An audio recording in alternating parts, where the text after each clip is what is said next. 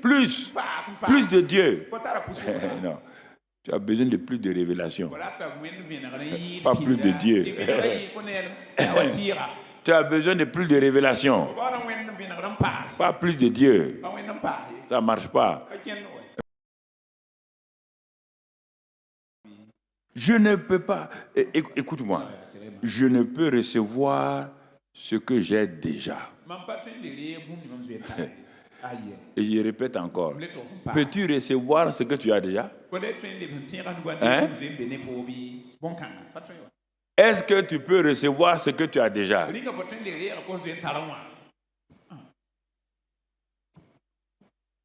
Ou l'autre aspect de la pièce, ça c'est la face A. La face B, on ne peut donner ce qu'on a déjà donné à quelqu'un. On ne peut pas donner ce qu'on a déjà donné. Donc toi tu pries à Dieu de te donner. Il va te donner quoi? C'est déjà donné. Il a déjà déployé sa puissance. Il a déjà répandu de l'amour en toi. Ah, aide-moi à aimer quelqu'un. Incrédule. L'amour que Dieu a utilisé pour t'aimer là est en toi. Tu ne veux pas parce que tu es maman. Tu veux que Dieu tue quelqu'un pour toi. Dieu ne veut pas tuer quelqu'un pour toi. Toi-même, c'est que le mal que tu fais là, il va te tuer d'abord avant de tuer l'autre. Il faut arrêter ces idées bizarres là. Ah ouais, un accident est arrivé à l'autre là, c'est parce qu'il m'a fait ça. Toi, un insensé comme ça. Donc, un accident est arrivé à l'autre là, parce qu'il m'a insulté hier. Toi, avant-hier, quand tu as insulté, tu as eu accident. Faut arrêter ces idées bizarres de vos têtes là. Oh oui, Dieu m'a vengé. Qui t'a dit que Dieu venge un chrétien par rapport à un chrétien? La vengeance de Dieu, c'est pour les païens, contre les païens, pas pour un chrétien. Faut arrêter ces idées bizarres en vous là. C'est ça qui fait votre pauvreté spirituelle. Faut te secouer.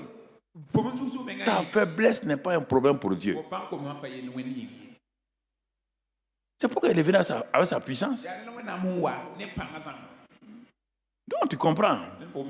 Quand tu regardes, notre faiblesse ou notre force là, dans la vie chrétienne, dépend de ce que nous voyons. De ce que nous voyons. Ça veut dire ou de ce dont nous avons la révélation. 2 Corinthiens 4, 17. 2 Corinthiens 4, 17 nous parle. Il dit ceci, car nos légères afflictions du moment présent, nos problèmes du moment présent, nos épreuves du moment présent, actuellement là, ce que tu vis là, ça fait quoi? Produisent pour nous, au-delà de au-delà de toute mesure, un poids éternel de gloire. Ah bon? Mes afflictions actuelles là, mes épreuves actuelles là, pour moi c'est, oh Dieu. Dieu dit non. Il dit regarde bien. Satan croit qu'il est en train de te fatiguer. Mais si toi tu crois ça, et tu es d'accord avec lui, ça va. Mais il dit, Dieu appelle ça nos légères afflictions du moment présent. Produisent pour nous. Produisent pour nous. Au-delà de toute mesure. Donc quoi? Un poids éternel de gloire. Pourquoi? Pourquoi ça fait comme ça? Ça dépend comment nous faisons. Il dit parce que nous regardons non point aux choses visibles, mais aux choses qui sont invisibles, car les choses visibles sont passagères et les invisibles sont éternelles.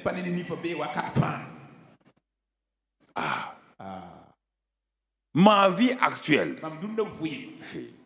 ma situation actuelle, mon problème familial actuel, Dieu dit, C'est pas tu regardes le visible. C'est pourquoi tu as des difficultés. Regarde à l'invisible. Regarde à ce que Dieu... Le visible, c'est ce que toi, homme, tu vois, tu constates, tu sens. L'invisible, c'est ce que Dieu a prévu. Donc, même ton problème familial, là, voici la solution de Dieu. Mais toi, tu ne regardes que tes problèmes du temps présent.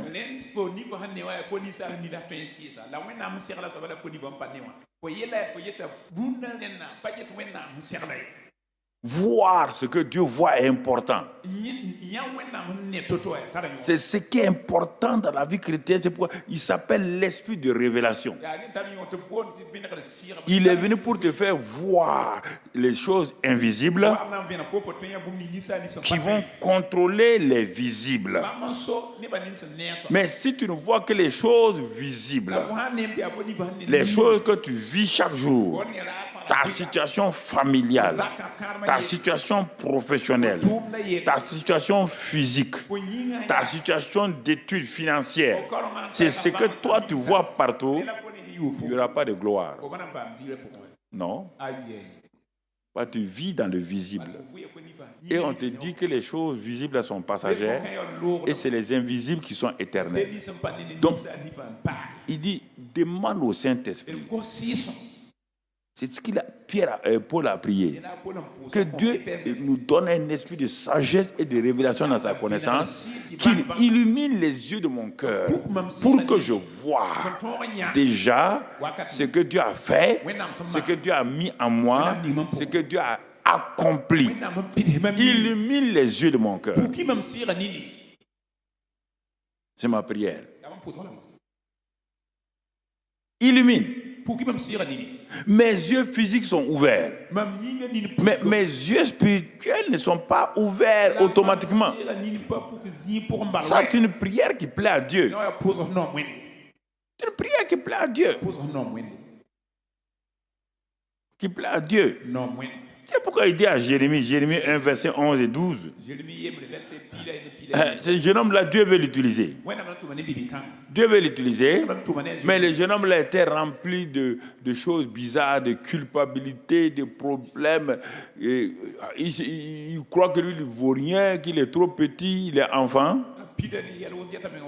À la fin, Dieu dit, ok, bon, on ne va pas trop discuter, Jérémie. On ne va pas trop discuter. Il dit... Dieu lui parle maintenant.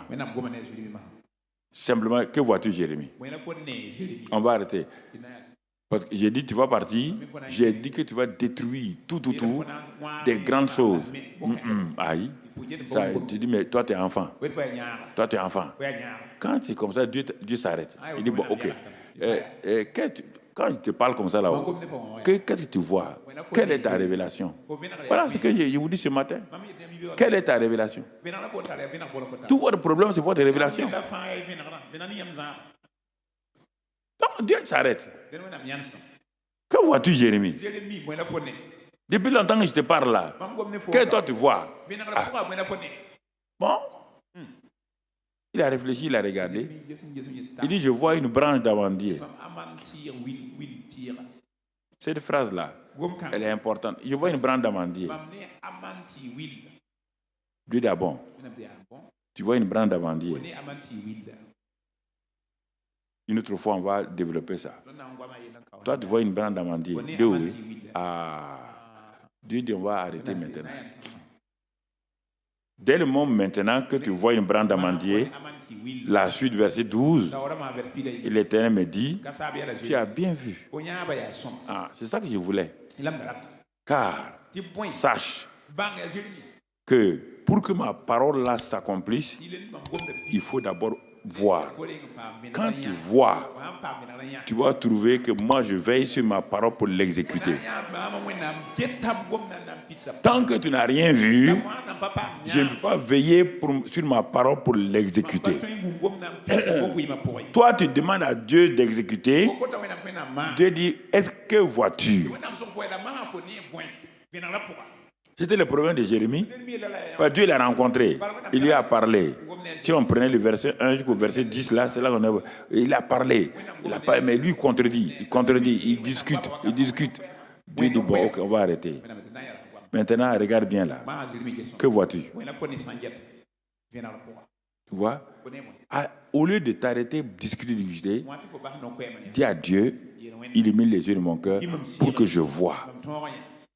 Quand tu vas voir l'invisible là, voir l'invisible, je ne parle pas des choses mystiques. Il y a certains qui croient, peut-être Dieu va ouvrir mes yeux, je vais voir des choses bizarres, je vais voir, non. On parle de ton esprit.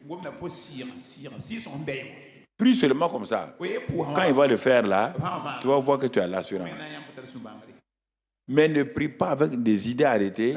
Quand je vais prier, Dieu va ouvrir le ciel. Non, ça c'est des idées arrêtées. Les choses invisibles, c'est-à-dire c'est la réalité de la parole de Dieu. C'est la réalité de Dieu en toi. C'est ça. Dieu est en toi. Sa parole est réelle. Sa présence est réelle. C'est ça. Quand tu vois ça, le reste là se manifeste. Une fois, Jésus a pris un aveugle. Il l'a fait sortir de la ville, du village. Parce que le gars, il était aveugle, mais il était influencé par les paroles des villageois. Jésus dit, mais si je vais prier pour l'homme ici, là, il va jamais aller de l'avant.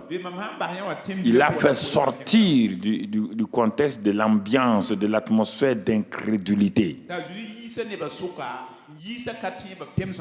Quand ils sont allés, il a posé sa main sur lui. Il dit à l'homme, que vois-tu? L'homme dit, je vois des hommes qui marchent comme des arbres.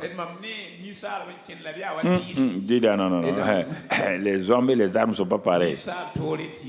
Tu n'as pas une bonne vision. Il a placé encore sa main sur ses yeux. Il dit, je vois des hommes. Ouais, j'ai compris maintenant. Il dit, retourne.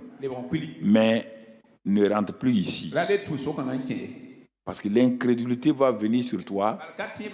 Tu vas entendre des messages que les messages que votre pasteur dit là-haut, voir l'invisible là-haut. Ça, c'est quoi encore?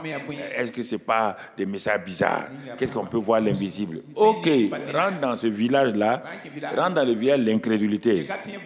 Tu vas voir ce qui va t'arriver. Il dit, ne rentre pas dans le village-là. C'est le village où tu es né, tu as grandi. C'est le village où on t'a dit, c'est à cause du péché que tu es aveugle. C'est le village où on t'a accusé. C'est le village où on t'a dit, c'est parce qu'il y a eu ça que tu es aveugle. Évite le village là. Va à l'autre côté. Si tu ne quittes pas le milieu des gens qui parlent au hasard, si tu ne repousses pas tes pensées, c'est des problèmes. Tu vas vivre tout le temps dans un milieu où rien ne va. Aussi, mon frère, n'ont pas besoin d'avoir plus de Dieu. On a déjà Dieu entier à nous.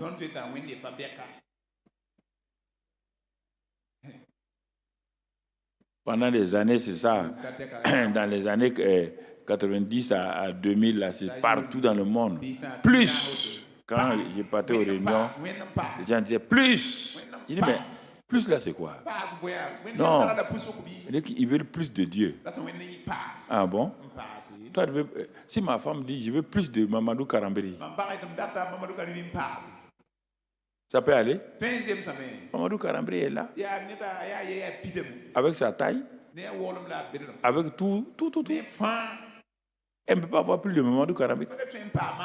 Plus de Dieu. Non. Tu as besoin de plus de révélation. Pas plus de Dieu. Tu as besoin de plus de révélation. Pas plus de Dieu. Ça ne marche pas. Mais quand je les disais, ils ne croyaient pas. Aujourd'hui, va en Europe, tu n'entends plus ça. Ils ont abandonné. C'est une nouvelle mode maintenant.